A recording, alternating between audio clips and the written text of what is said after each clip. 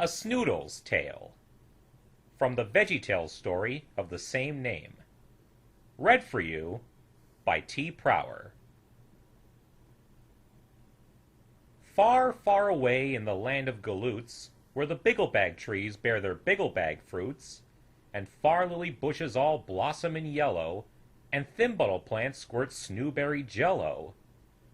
Here where the mountains of Rocky Magoo rise high o'er the meadows of Gildamanju, where sunsets are painted with purple and blue, you'll find a small town, not much bigger than you.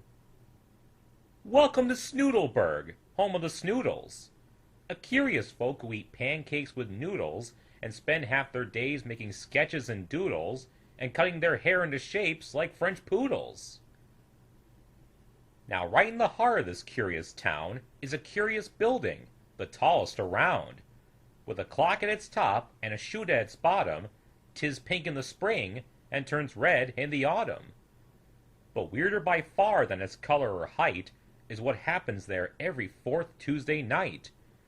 As strange as it seems, it has been demonstrated that Snoodles aren't born, but rather created.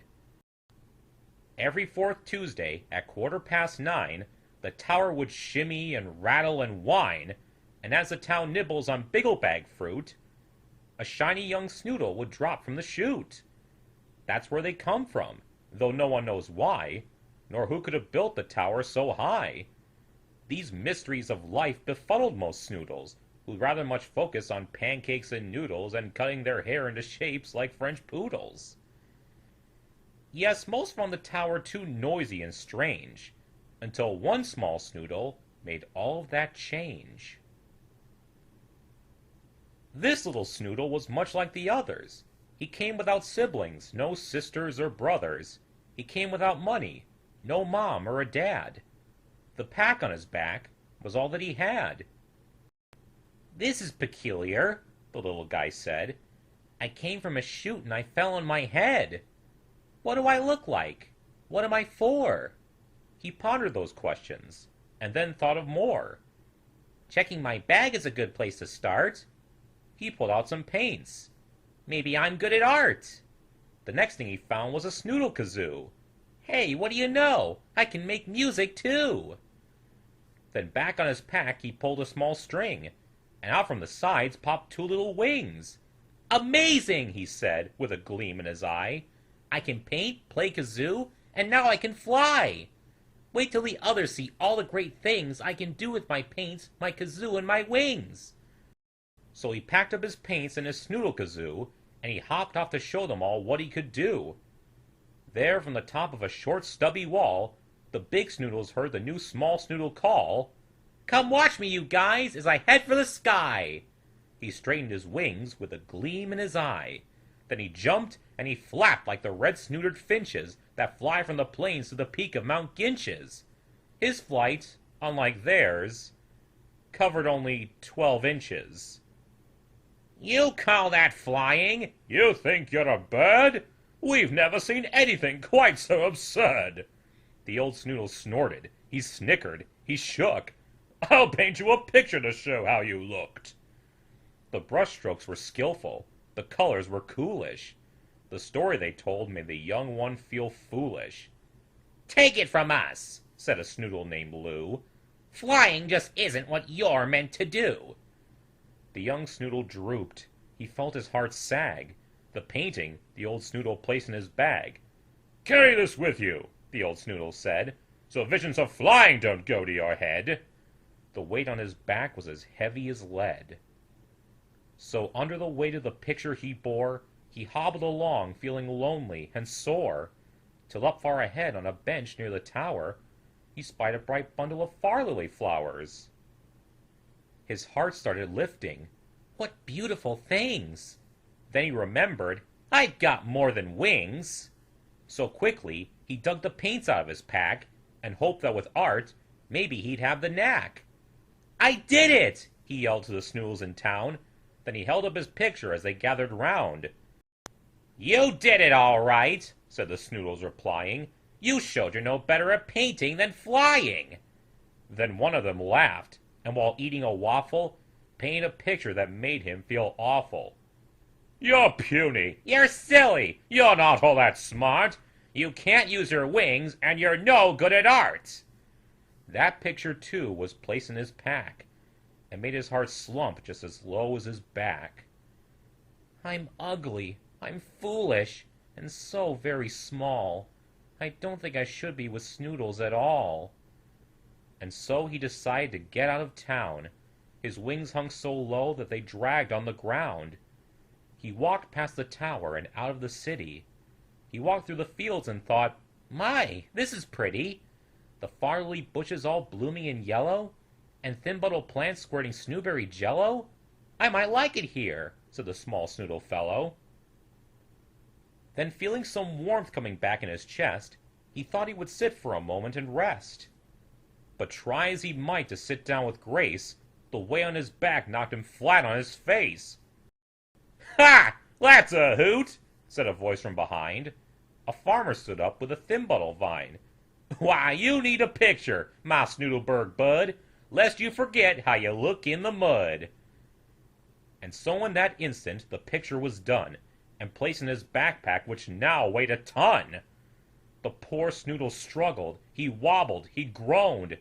He stood to his feet, and he said with a moan, "Is there anywhere I can be truly alone?" Just then overhead flew 2 red-snoodered finches, winging their way toward the peak of Mount Ginches. "I see," said the Snoodle. "Then that's what I'll do. The home for those finches'll be my home too." So, painfully struggling under his pack, the small Snoodle inched up the big mountain's back. He crawled over boulders in rain and in lightning. He trudged on, though the journey was frightening. Till finally, on Sunday, at 2:15, he spied all the meadows of Gildamanju, and realized that he was on top of Mount Ginches, alone with the wind, and his thoughts, and the finches. He thought of the Snoodles. He thought of the tower. He thought of the bell that would chime on the hour. He thought of his pack, and his very long walk. He thought it so loudly, he heard his thoughts talk. "Hello," said his thoughts, "you've made quite a climb." "That voice," he remarked, "doesn't sound much like mine." Then he turned, and he noticed he wasn't alone, for a man stood behind near a cave in the stone. He looked like a Snoodle, though quite a bit bigger. Maybe a giant, the small Snoodle figured. "I'm going," the Snoodle boy said with a huff. "And don't paint a picture, I've got quite enough." "But first, come inside," the man said. "Have some tea. I'm so very pleased that you're visiting me." The Snoodle boy stopped, though he'd only gone inches, and stared at the stranger he'd found on Mount Ginches. He didn't seem angry. In fact, he looked kind. The poor little boy was confused. "Are you blind? I'm puny. I'm silly. I'm not all that smart. I can't use my wings, and I'm no good at art." The stranger leaned down with a pain in his heart. "Who told you these things?" he asked. "How do you know?" "These pictures I have in my pack tell me so." The small Snoodle sniffled, and started to go. "First, if you please, let me look at this art that makes your pack heavy and weighs down your heart." Then picture by picture he unpacked the bag that bent the poor Snoodle and made his wings sag. "Dear boy," said the man, "these look nothing like you." Then into the fire the pictures he threw. He rose from his chair, saying, "Wait there, you'll see that what you need most is a picture from me." The Snoodle sat patiently, sipping his tea.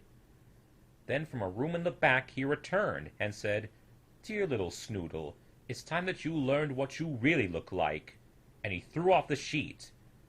What the boy saw warmed him right to his feet.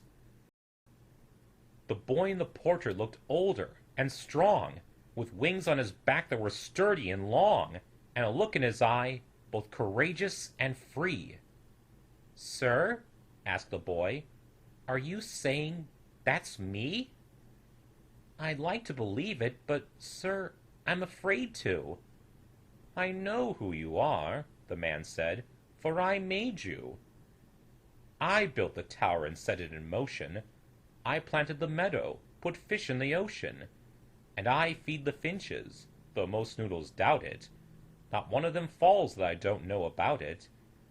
I've seen you fall down in the mud and the goo. I've seen all you've done, and all you will do. I gave you your pack, and your paints, and your wings. I chose them for you. They're your special things. The Snoodle kazoo is so you can sing about colors in autumn, or flowers in spring. I gave you your brushes in hopes that you'd see how, using them, you could make pictures for me.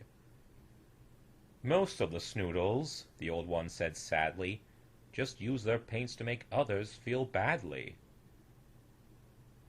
The young Snoodle pondered the things he'd been told, then wondering something, grew suddenly bold.